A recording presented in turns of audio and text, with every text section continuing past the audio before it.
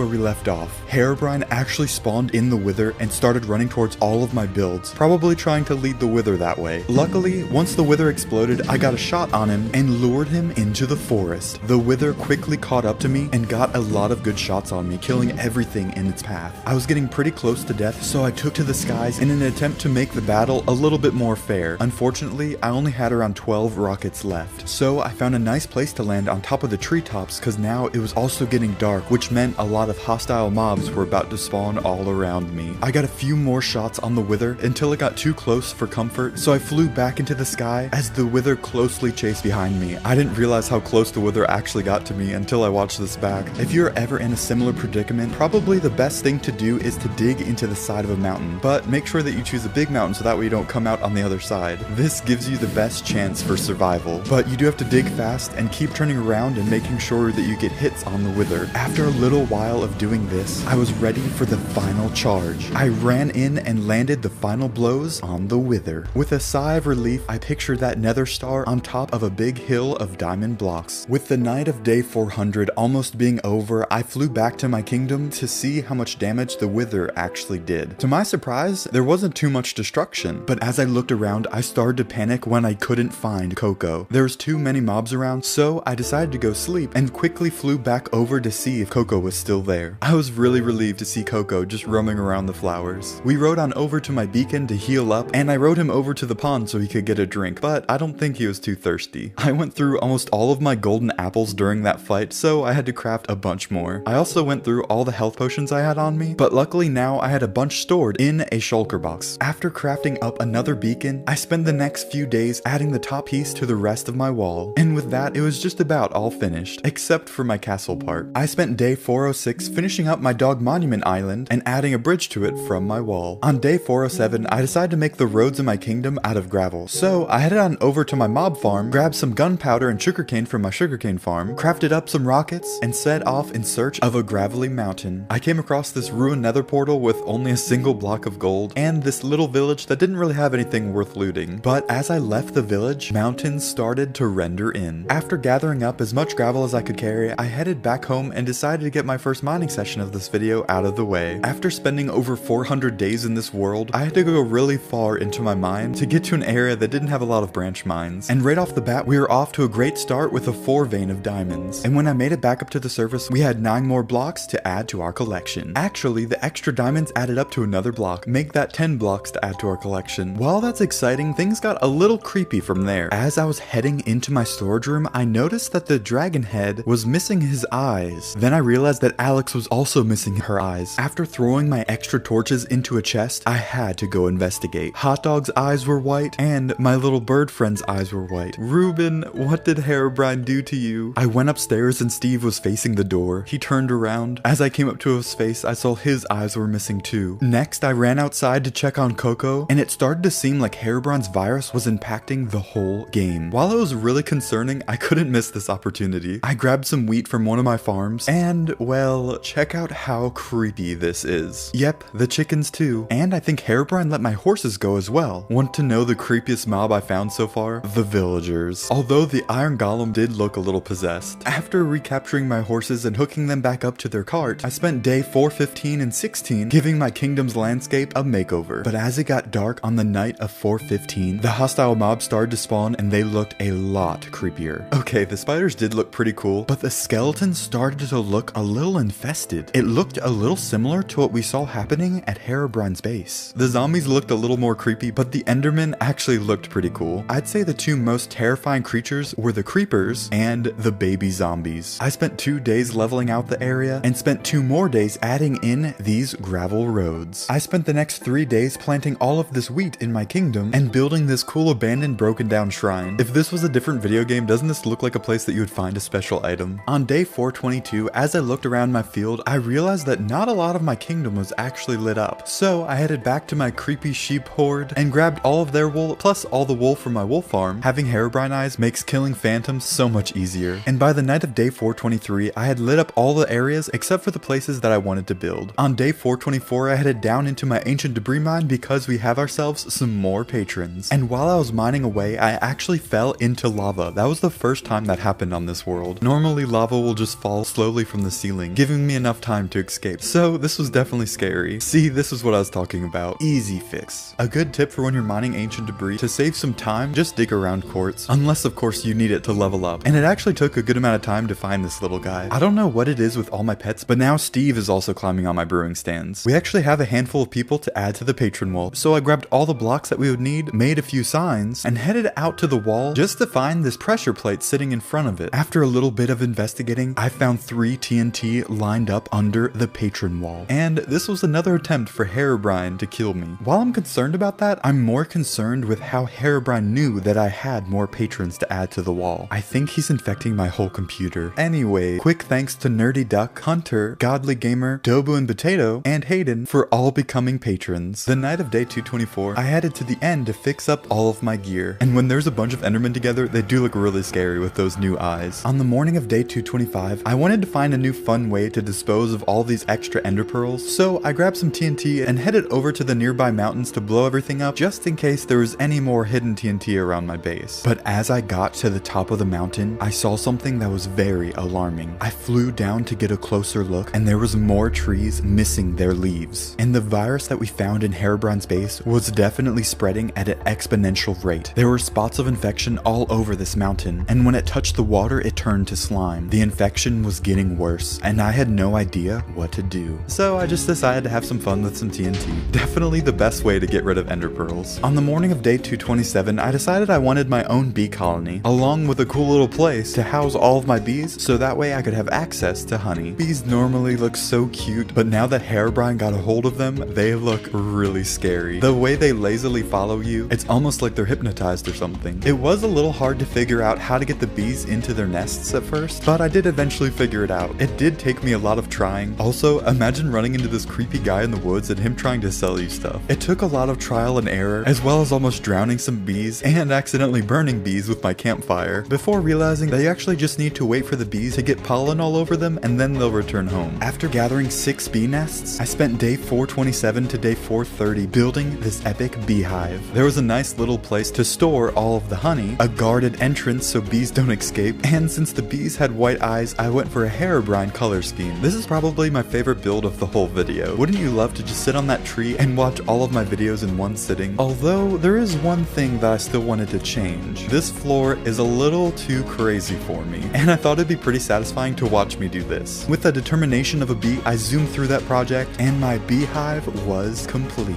On day 431, it was back down into the mine, and I was really unlucky this video. I really need to pay more attention when I go mining. After mining for a good amount of days, on day 437, I started heading back up to the surface, and while I was crafting my diamond blocks, I was not focused on what's happening around me, and Herobrine came up and broke the block I was standing on. Turns out he made a hole that went down into the ravine that we found in the first 100 days on this world. And instead of running away, he just waited and stared at me, and then I realized why. I was surrounded by hostile mobs. I fought my way to the waterfall and made it back up to where I was, but Herobrine was nowhere to be found. So I went back to crafting up my diamond blocks and had 11 more blocks to add to my collection. I didn't want my pickaxe to break, so I headed over to the Enderman farm to fix it up and then headed back into my mine. I spent the next 5 days mining as many diamonds that I could find, and with 10 more blocks, we were one step closer to having a full diamond beacon. As I was heading back to my base, I felt so accomplished, and I was also very relieved that I didn't die in that ravine. But on my way back, I came across this chicken, and when he turned around, I noticed that part of his wing was missing. I didn't want to get infected, so I threw an egg at it to see what would happen. For the most part, it acted pretty normal, but things did get weirder from there. Once I entered my little compound, I noticed my dogs were also infected, and parts of their little tails were missing. Hot Dog was infected too. And at first glance, Steve seemed okay, but then I noticed that part of his face was infected, and when he turned around, a huge part of his side was just missing. You could literally see inside of his ribcage. But luckily, Ruben was still okay for now. After unloading everything, I made some more rockets, smelted up some more of my gold, and went to go check on all my other animals. It turns out all of my cows were pretty badly infected. Things were getting worse by the minute, so I knew that I would have to kill Herobrine. But before I could face him, I knew that I would need some more training. I went to go buy an Ocean Explorer map so I could find and conquer another ocean monument, but luckily I found some extra maps in the chest. Before I could set off for another adventure, I knew that I could use a better enchanted trident. So on day 44, I spent almost all of my levels getting the perfect trident. On day 45, after collecting everything that I thought I'd need to conquer an ocean monument, I peacefully flew over my corrupted world. I didn't look at my map until I was really far away because I didn't want it to register the old ocean monument that I already conquered in 300 days. Unfortunately, I think the map is the same depending on what villager you buy it from. I thought I may have already looked at those maps or something, so I decided to head back to the same villager to test out my theory. I do love exploring a Minecraft world with an elytra. This time I was a lot farther away and I stopped at this little village to look at my map, and it was the same map. I didn't feel like trying to fly all the way back to my base to get some more emeralds and stuff, so I trapped this family in their house and made them trade with me. And I definitely changed my mind. The baby villagers are now the creepiest mob I've seen so far. After trading some resources with the locals, I finally was able to buy myself a new ocean monument map. Then I was back to exploring. Even the underwater mobs have Herobrine's eyes. Eventually I made it to the ocean monument, and it was really interesting because I've never seen one spawn in an icy biome like this before. I tried parking my boat right above the ocean monument, but the guardians nearly killed me. So after healing up, I went back, quickly drank some milk and an invisibility potion, and dug my way into the first boss room. My trident was so OP.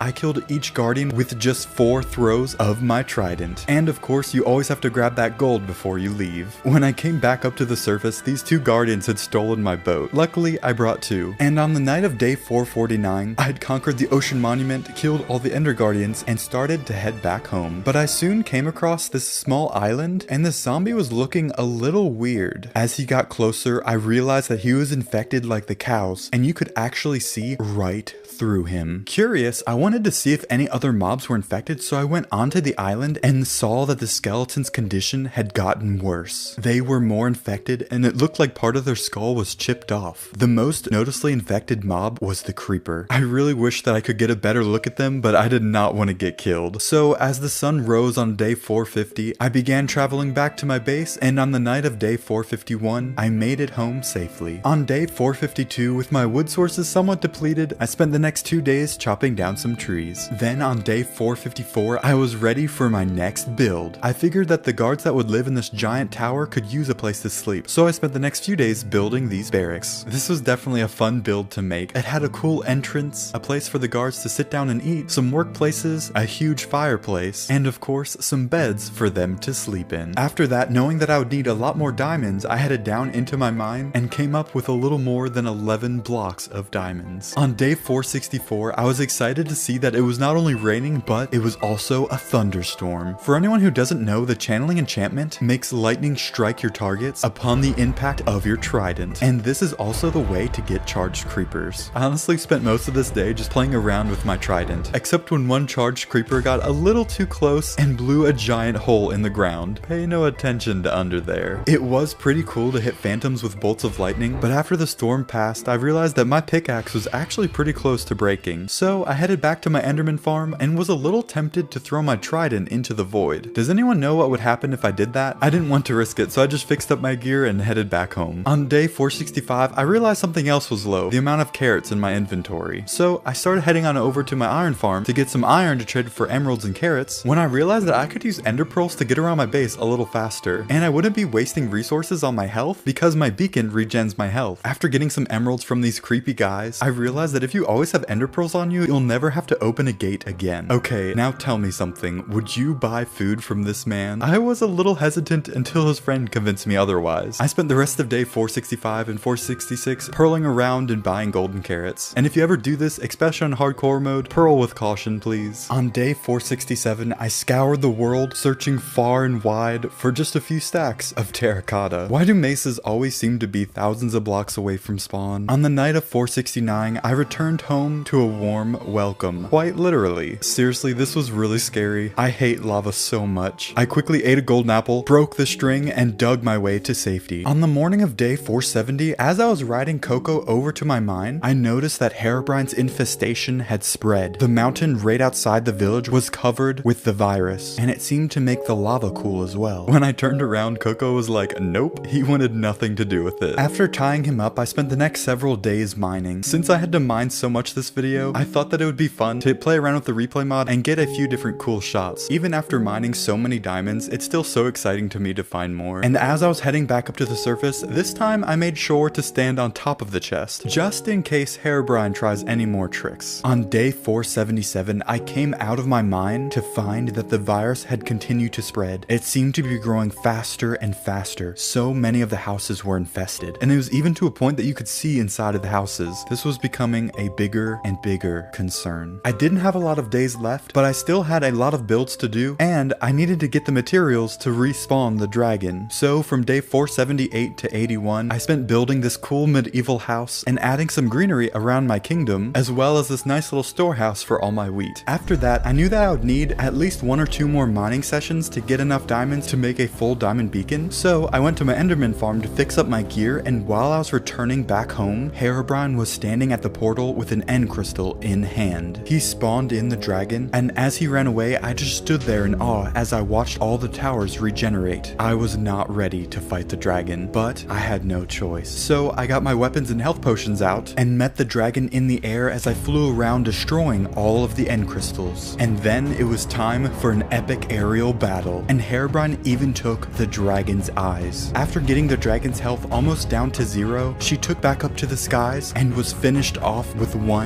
final arrow. I let out a big sigh of relief. Herobrine's strategy of spawning in these creatures while I'm not prepared almost worked twice now. After that battle, I spent the next 5 days in my mine and had myself 10 more blocks to add to my collection. I was getting so close to a full diamond beacon, but that victory was short-lived. On the night of day 488, I came up out of my mine and the virus had ravaged through the entire village. I didn't know if it killed any of the villagers or how far spread the virus had become, but I did know that it was getting closer to my base. I ran quickly to bed so I could spend day 489 finding out the extent of the damage. This once lively village now laid in ruins. Houses were destroyed and villagers killed. It had even spread to some of my own builds. My villager breeder was corrupted, there was a huge hole in the wall, and no survivors. As I continue wandering around, I noticed my dog statue started to look very similar to my actual dogs. And if that wasn't bad enough, it had also spread to my kingdom. There was not much hope for any more building. Instead, it was time for revenge. I had killed all the Minecraft bosses in these 100 days, but before I could face Herobrine, I needed to finish my second goal and get a full diamond beacon. It was very satisfying mining these last few diamonds, knowing that I had enough to complete my goal. With a quick Google search, you would know that it takes 164 resource blocks to make a full beacon. And if you did the math here, you would see that I did not actually have enough. As I was heading over to the last diamond blocks I would need, I got into a little fight with this skeleton. As pretty as this beacon was, I really needed these diamonds. So I replaced the diamonds with iron blocks, reset the beacon, and got to work completing my second goal. With a great feeling of accomplishment and my new beacon shining a light into the darkness, I finally felt ready to take on Herobrine. But I figured I had an extra day before I had to start working on that, so I spent day 496 fishing, except I'm not too sure that I would want to eat these fish. It was a good way to unwind, but now I had to lay my trap. A lot of you said in the comments to make a bedrock trap, and I honestly didn't know if there's a way to break bedrock, but I'll link a tutorial in the description to show you how to do just that. And I would say definitely take some time to practice on another world before trying to do it in survival, especially on hardcore. By day 499, my trap was completely laid, but now I had to lure Herobrine over to it. This time, he had a ton of mobs guarding his base, so I quickly set off some TNT at his front entrance and flew around to avoid all of their attacks. And if this didn't provoke Herobrine, I don't know